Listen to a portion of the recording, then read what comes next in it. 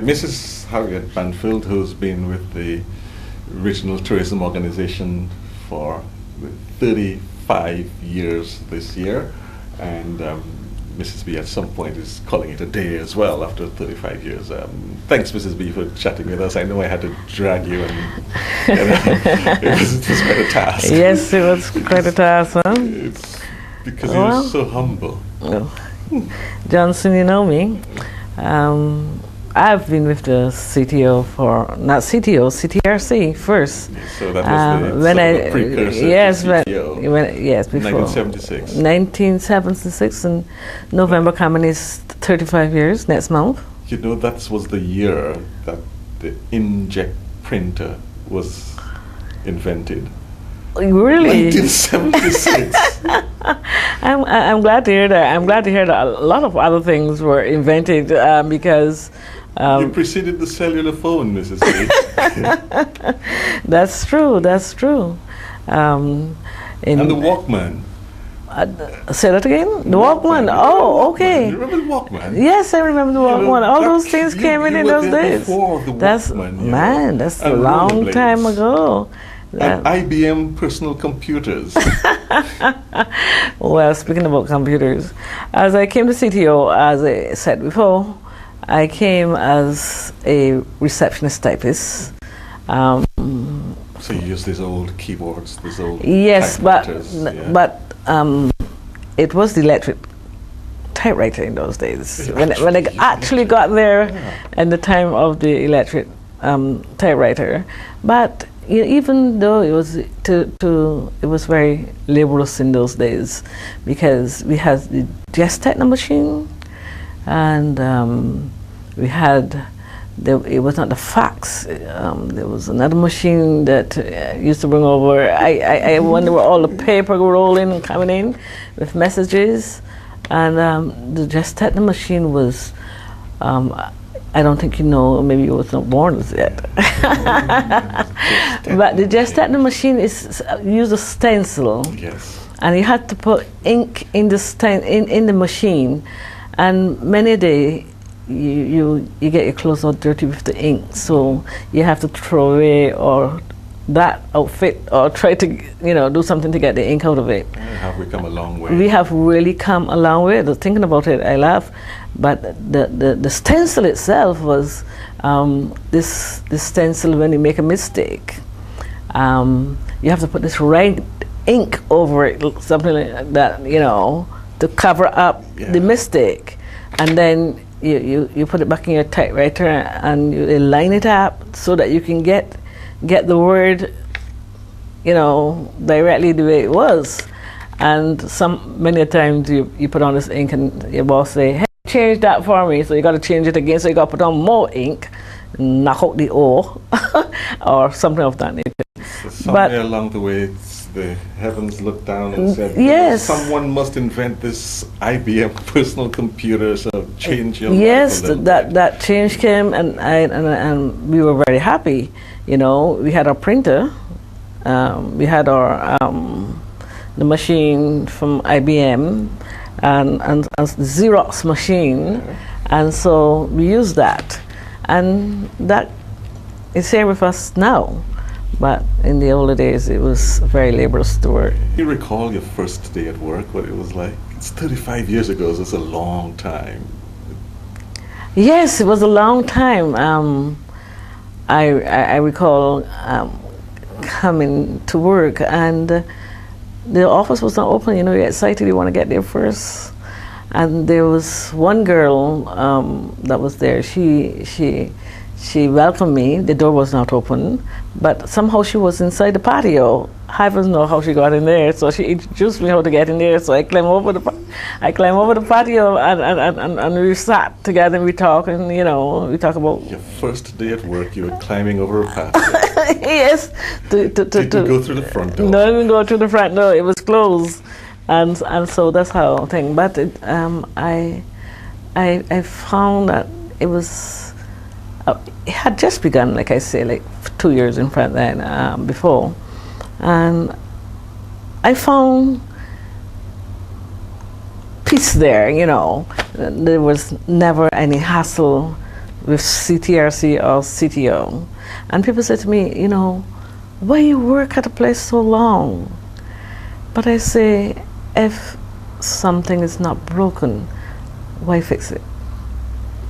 I love CTO. I am a part of CTO. I'm committed to CTO.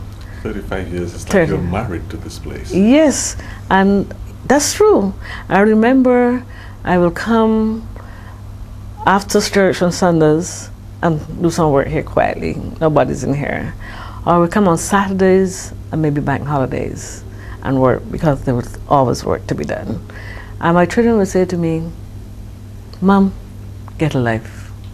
You know, but my life was my church and my office and my children. Not in that.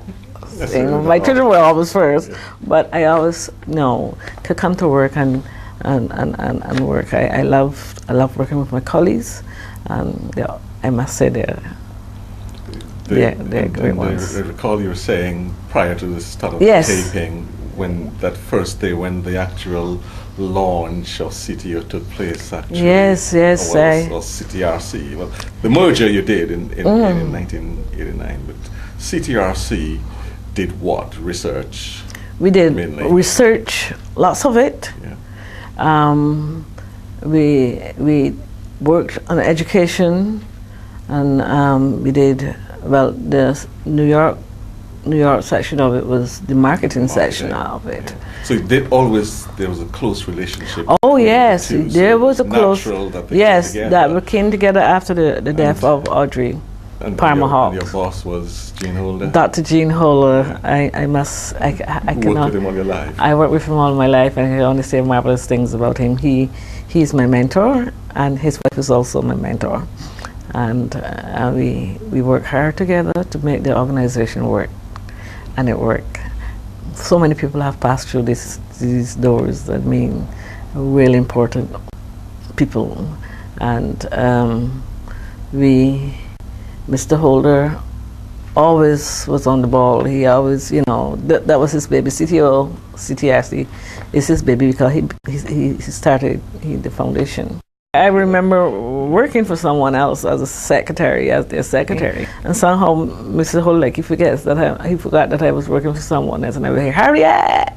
You know, it's like, come and give me this to do and come and give me that to do. So we always work together, you know, some way or the other. So the first day you started as receptionist, if you may, what did you begin as in the organization? When you first came to work here, as what? As receptionist typist. An officer could bring me his work or her work, and, you know, I will do it for them. And I will also answer the telephone. The girls were so nice that sometimes somebody would come and say, Harriet, you want me to help you with this? You know, you can move on the phone, and I will, you know, move to do other work, and they would come and answer the phone for me. I never had a problem with anyone answering the phone. As time went by, we had more relief officers where the phone was concerned. But I didn't stay there very long, actually. I became a secretary, and then I became a secretary to a group of men. They were called the Pool of Marketing Specialists, PIMS. We would call them PIMS. And there were consultants. In those days, we had lots and lots of consultants going and coming. We were all filled with consultants, and I think those days were my best days with the consultants. The work was a lot, because if you were working for 4 men, and you yourself, you know. And so with a typewriter, they were more ahead of us, because they're from Europe, and they know all the technologies and things like that. And I can remember they said, typewriter, I don't want you using no typewriter. So I can remember CTRC, we had our conference in Anaheim, California, and the 4 pool of marketing specialists were there. I was there, and when I came home from Anaheim, there on my desk was this computer, and I said, wow, computer. I don't know anything a computer. There's only one person in the office had a computer other than myself, and that was another consultant called Mr. DeVas. He is now deceased. And everybody wanted to use my computer. They didn't know how to use the computer. Everybody wanted to get to use the computer. So I finally was trained and was taught how to use the computer. But that was a good breakthrough for me. Technology. I moved from the typewriter. You actually I was graduated. Yeah, graduated. I was graduated To this computer thing. Yes, I was very grateful to my then bosses, because it was 4 of them. What are some of your favorite moments in this organization? I mean, you must have countless memories after 35 years. Some of my favorite moments were with young staff. I, tried to make them feel at home, comfortable in the office, and they would always come to me, Auntie Harriette, and they'll always listen to what I have to say to them, and will always bring their problems, and I will try to see what I can do for them, and so on. So I have wonderful moments with my colleagues. I must say I enjoy that. I enjoy even with my colleagues overseas, Silma's, and Annes, and Veronica in London. Veronica in London, yes, and Ronald in New York also, and Veronica in England. We were, always close, and I enjoyed those moments, meeting people and meeting different ministers, because tourism ministers in those days used to be there for 15 years and so on. So they like grow on you and you know them. They never came in today and was transferred tomorrow, or the government lose or anything like that. They stood their ground, and we had good. So it became family. Family, yeah, good relationships with the Sitio. They knew the workings of the Sitio inside out, and our chairman and so on. So.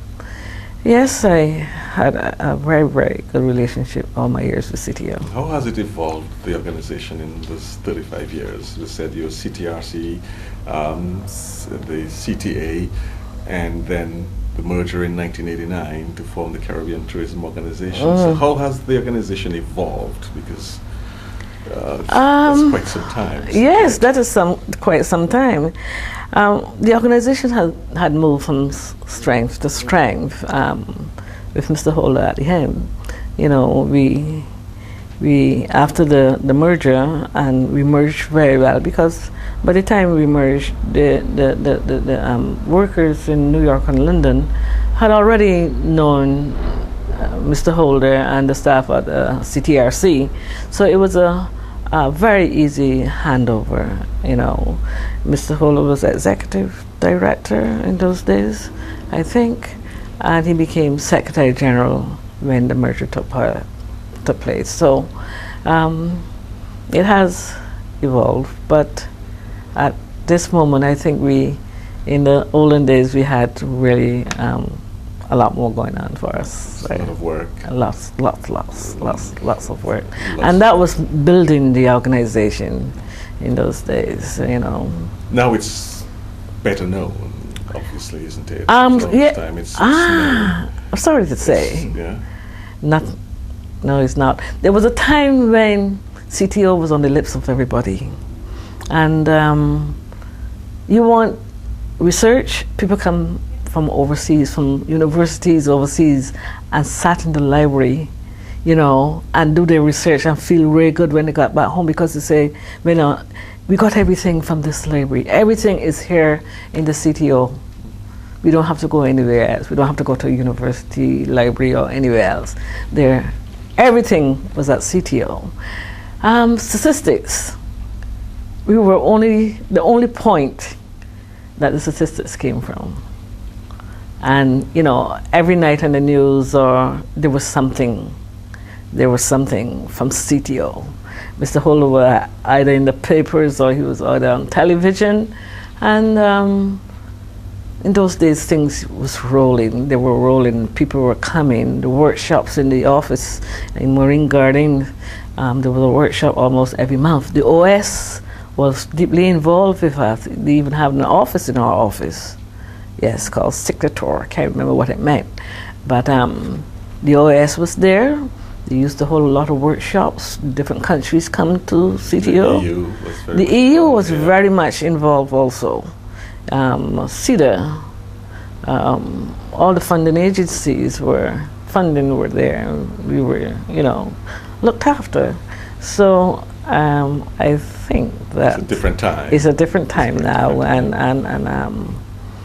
but you still are moving, and I'm going, and I know that I will read about you, and I will read your emails, and you will send me your newsletters, and I will hear more about CTO in the future. And all these fun memories that you've had. And all the fun memories that I have. Can you ever leave those behind? Can you ever sever yourself altogether from the organization that you spent almost a lifetime? No, I will always be committed to CTO, even in my retirement.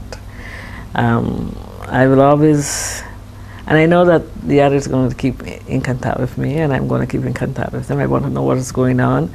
And so I hope that in my years to come, I will always continue to be committed to CTO. You started saying a little earlier, people ask you sometimes why you spent 35 years with this organization. Why CTO?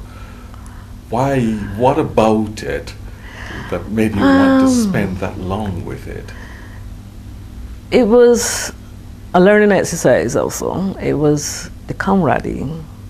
It was working with people who love you and who you love. It was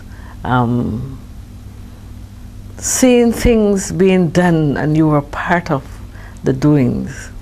And it was a place where is no stress. I don't believe a member of staff can ever say that there's stress. You do what you have to do, and you were given it to do by a certain time, and you make sure that it is done. But there's no one walking behind you, breathing down your neck, or coming to see how far you are, or when you're going to finish, or anything like that. No stress whatsoever. You can go home on evenings with a stressless feeling at CTO. And people will bend over backwards to do things for you because they know that no one bothered you or troubled you. They call you Auntie Harriette here. Okay. Yes, they call me Auntie Harriette of the staff. The children of the staff. I'm known as Auntie Harriette, and I know could be Grandma too, but Auntie Harriette must be, what I'm going to miss a lot of is the hugs on mornings, the kisses, and people leave their desks and come to me too. You would call me the matriarch, the mother figure here, and talking to me about all the little problems and what they want to see happen to them and the organization. I'm going to miss all of that. I spoke to Stephen and myself, Stephen Ames and myself. We were speaking only last week, and he says, we are going to move down by your house. This is true in Warren's Terrace eventually. Warren's, that new building that we are going to. So he says, you know what you can do? Come by every morning, and we will stay up in a line. I'll hug you and kiss you the same way we do this here at CTO. And I said, Steve, you're talking stupid. Because we can come over for lunch every day. Oh, yes. They already told me that they're coming for lunch. Some of them are coming over for lunch. And I says, okay, I can start a restaurant. And what do you do when you retire, Mrs. B? I'm going to relax a little. I was never without a job. I worked all my life. From the day I left school, next day, Service Commission called me to work in government for 3 months, holding on for someone that was pregnant. And I worked for 3 years. And it's not that Service Commission or government sent me home. Someone wanted me at another organization. And I left and went to the other organization for 8 years. That's the Barbados Agricultural Society. And from BAS, I came straight here to Sitio. So I was never without a job. The only time I was home is when I was on holiday. So I think I need space now, time. Time to relax, time to read more, time especially to be with my grandchildren. I'm going to wake up and I'm going to jump up and I'm going to say, oh, foolish Harriette, go back to bed. You're now retired, you don't have to do that routine thing anymore. So the routine thing will maybe start the first or the second morning. We'll jump up and say, I gotta go and shower, go and have breakfast and, get ready for work. That will be no longer. I think I will go into the plant business, the flower business, and my sister will have a beautiful place with plants and flowers. And I think I will enjoy a little traveling with my daughter who lives in the Cayman Island, and a little swimming, more swimming, and so on. But my grandchildren more I will bond with. I can't wait till my grandson to call me from school and say, Grand, Daddy can't come for me, come for me. If I'm asking you now for the one thing that you leave with fondest, that will be dear to you for the rest of your life on this earth about this Sitio is? The Sitio was good to me. Like I say, I've met many people. I've traveled. That is it. I've traveled a lot with Sitio, something that I would not been able to do if I didn't have this job. I've met some wonderful people, some brilliant people, and in the job at Sitio. And those, reflecting on those moments with those people, reflecting on my camaraderies with my colleagues,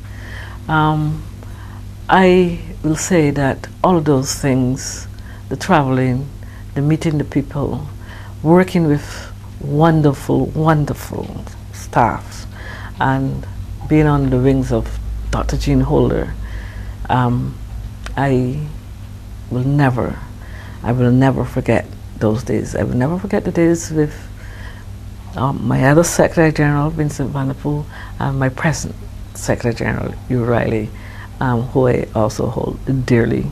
So I will have very fond memories of Sitio, I must say. I don't think they will ever go out of my heart. Some days people might see me burst out laughing, and that I remember something that happened in the office or something, But I remember my colleagues in the New York office always, because they were with me. Like I said, Annette and Silma, and Ronald, and all the others there, Millie, they're here on the phone, and of course Veronica in London, and now the director of marketing, in London, Carol. So those will be my fond memories of Sitio. I will never forget Sitio, never. Thanks, Mrs. B. We can do the hug now. This is what I get. This is what I get every morning. Every single morning. And I ask how are our children. Yes, I always ask for my kids. Thank you, Stephen. Thank you, Johnson. I didn't want to do this, but